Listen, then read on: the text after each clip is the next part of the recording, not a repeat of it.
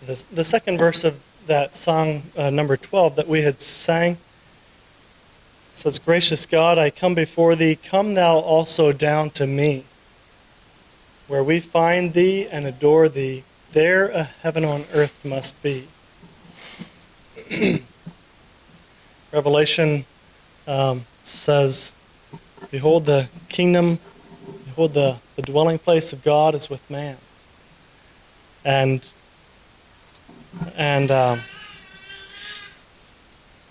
to whatever extent that has already taken place, what does it mean to you to think about the dwelling place of God being with man?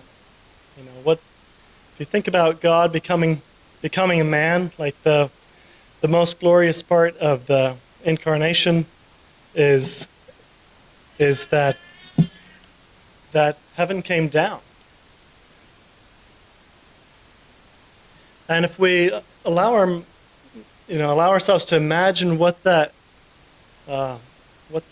looks like, to have the dwelling place of God with man, we can begin by reflecting on what it did look like when Jesus walked the earth.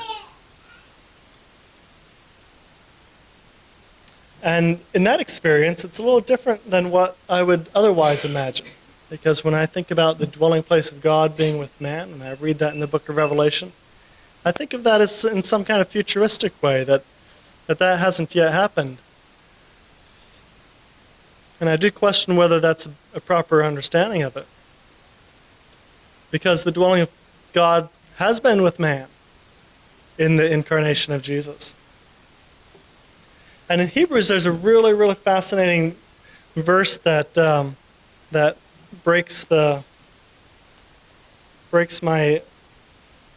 of my otherwise held conceptions of what this is like. And it says this, Hebrews 5, verse 8.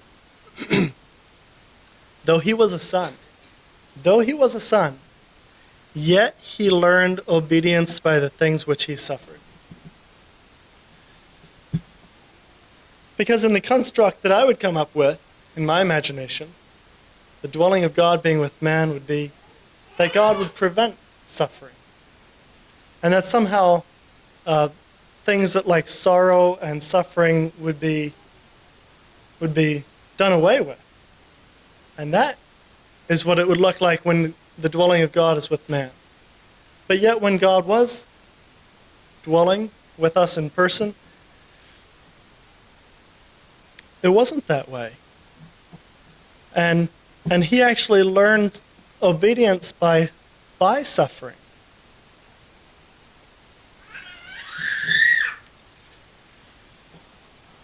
So some of the things I've been sharing this month in these opening meditations have been things that I believe God is teaching me and is seeking to teach me more of. And so some of this is coming as more or less a personal testimony, but it's certainly not a testimony of having arrived. These are still things that are work in progress.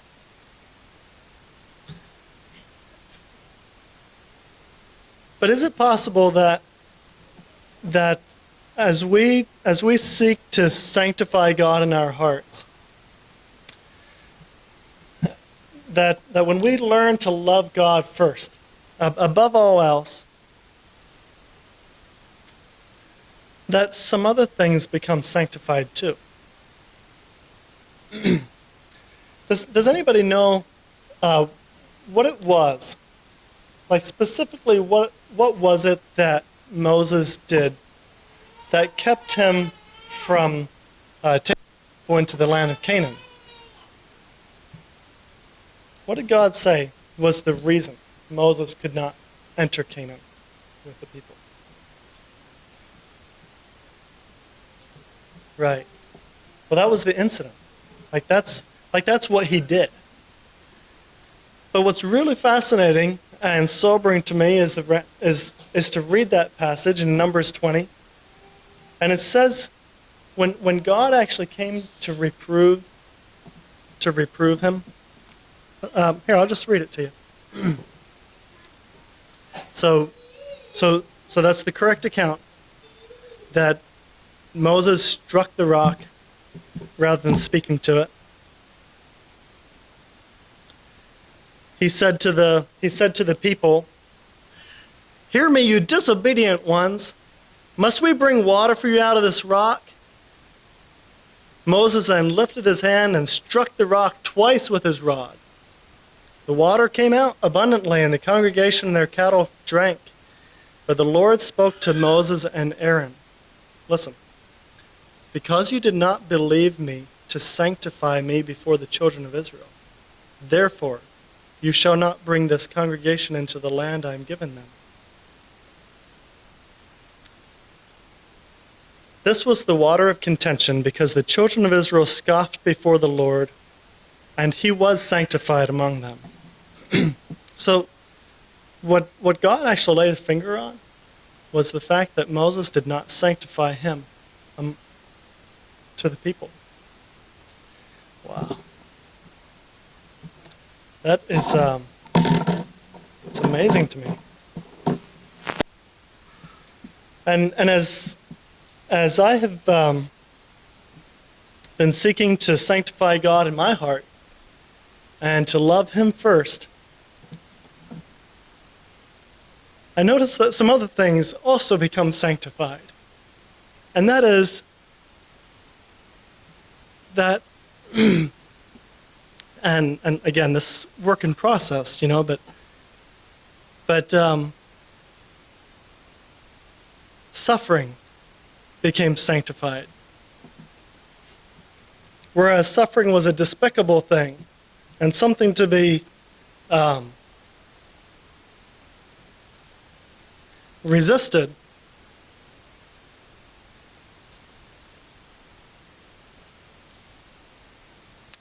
so we sanctify God in our hearts. We learn that even suffering can be sanctified. "When through the deep waters I call thee to go, the rivers of sorrow shall not overflow. For I will be with thee, thy troubles to bless, and sanctify to thee thy deepest distress." I believe it was a testimony to that some of us heard recently with hearing the inside story of how some of the captives there, those who were held hostage in Haiti, experienced the presence of God even through that very difficult time. It's an amazing, amazing, miraculous story. But wouldn't the dwelling of God with people be such that there wouldn't be kidnappings? Or is it better to conceive of this as in a way more similar to the incarnation of the Son of Man? That he came and he didn't go around as a superhuman, not as some Superman, that couldn't suffer for anything. But in fact, he did suffer. And it was in that suffering that he learned obedience. And that's what we're called to follow.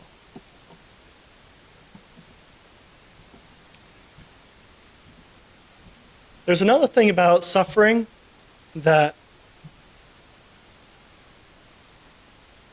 is amazing to think about, and that is that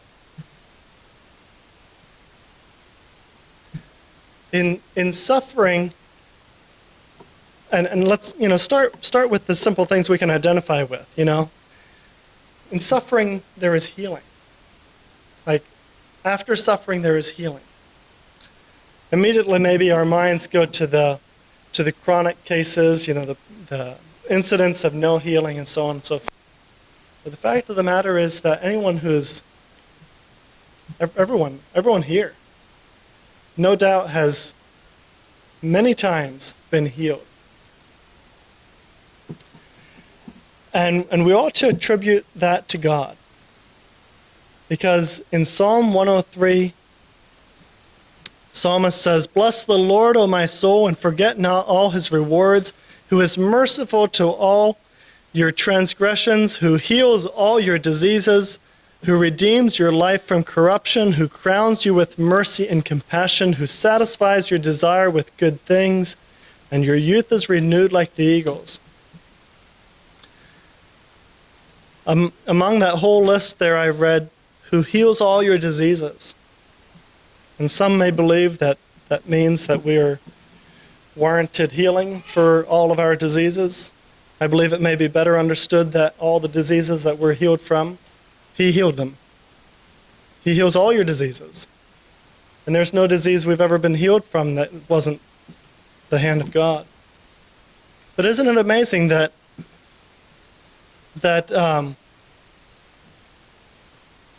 healing is somewhat of a restorative process? You know, that you have something that was good, then it was marred, and now it's healed. And that is the dwelling of God with man. In part, it's a witness to the dwelling of God with man. If all of that's true, then the dwelling of God with man does not mean that there is that we're prevented suffering, but rather that he is in us, he is with us in the suffering. Sanctifies that to us.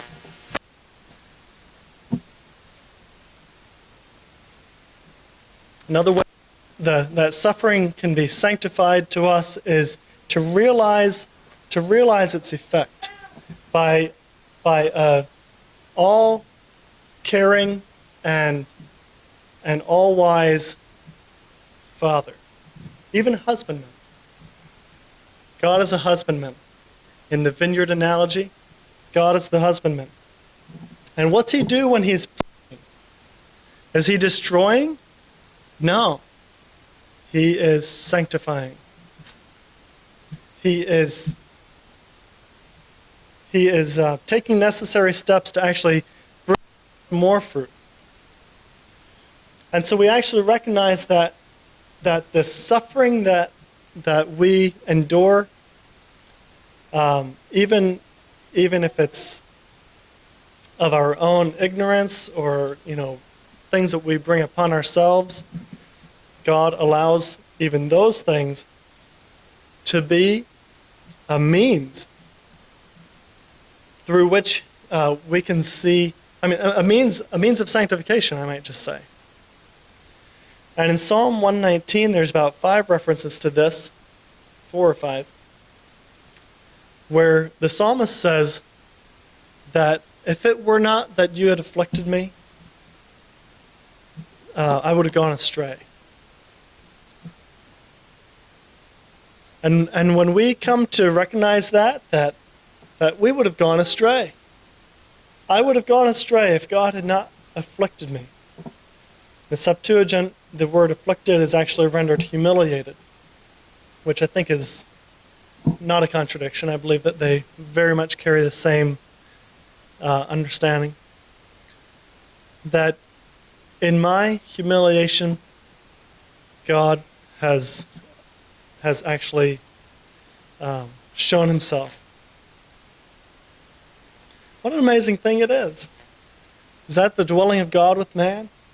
It is, at least in part. Well, there's another thing that has been sanctified and is being sanctified as we seek to sanctify God in our hearts. And that is, people are sanctified as well. What does that mean?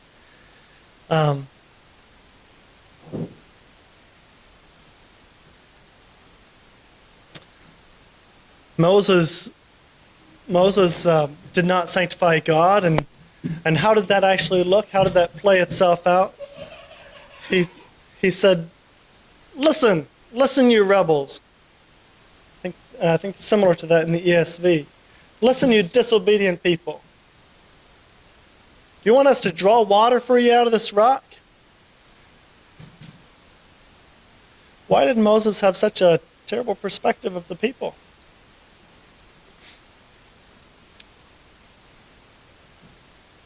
One time there was a psalmist, there's a psalmist, and I believe it was maybe Asaph who said this. He said that, I said in my haste, all men are liars.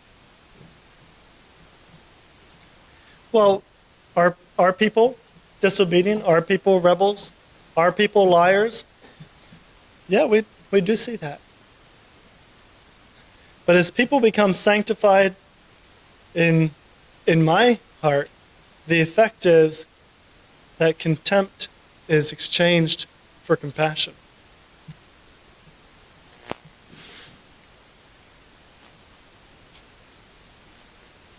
Because God is so benevolent and so merciful that he gives us freedom to choose, and even to choose things that are destructive to ourselves. We can see that in all the confusion and selfishness and greed of the world, myself included, that God is willing to heal. He is willing to redeem. He's willing to instruct. He is merciful and very gracious. And it inspires it in me to become more like that myself.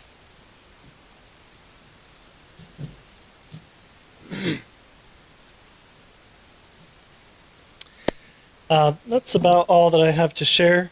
I think that I would like to read some verses here in 1 Peter.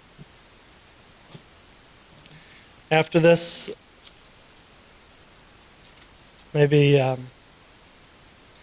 Brother Andy could lead us in prayer, and then we'll open it up to participation. And I believe that Brother Alex is planning to share, so maybe you can start, and if there's any leftover time, the other brothers may have opportunity as well. You can take as much time as you wish.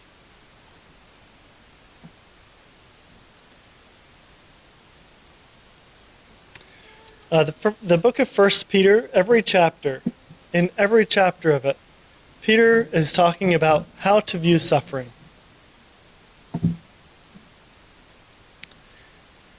And my focus is in chapter 3. And I'll just start reading at verse 8. Finally, all of you, be of one mind, having compassion for one another.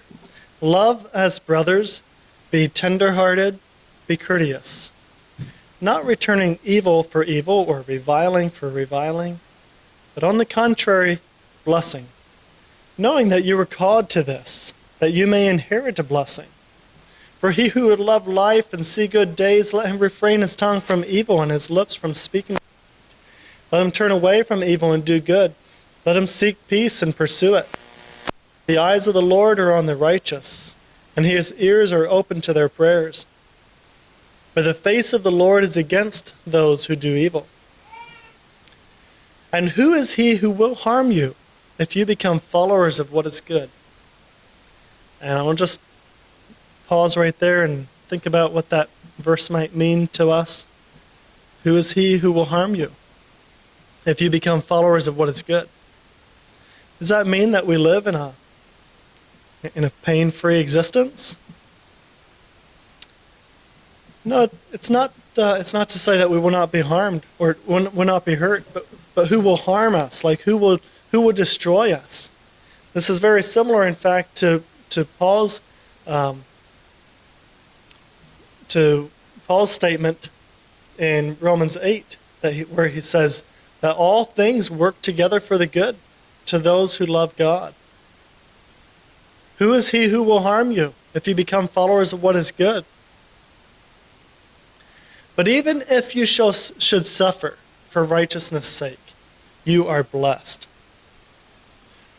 And do not be afraid of their threats, nor be troubled, but sanctify the Lord God in your hearts, and always be ready to give a defense to everyone who asks you a reason for the hope that is in you, with meekness and fear.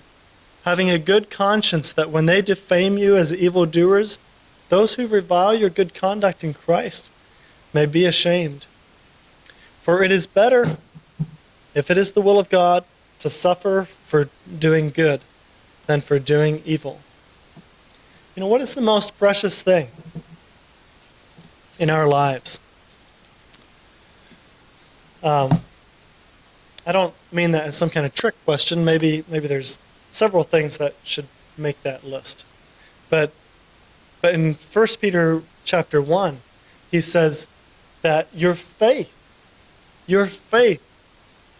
is more precious than gold. If your faith is more precious than gold, then it stands to reason that that faith is going to be tested like gold, that it's going to be purified like gold, that it's going to be tried and sanctified like gold.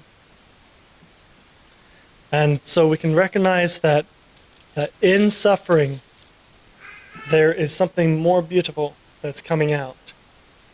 The dwelling of God is with man, and he dwells with us in our suffering.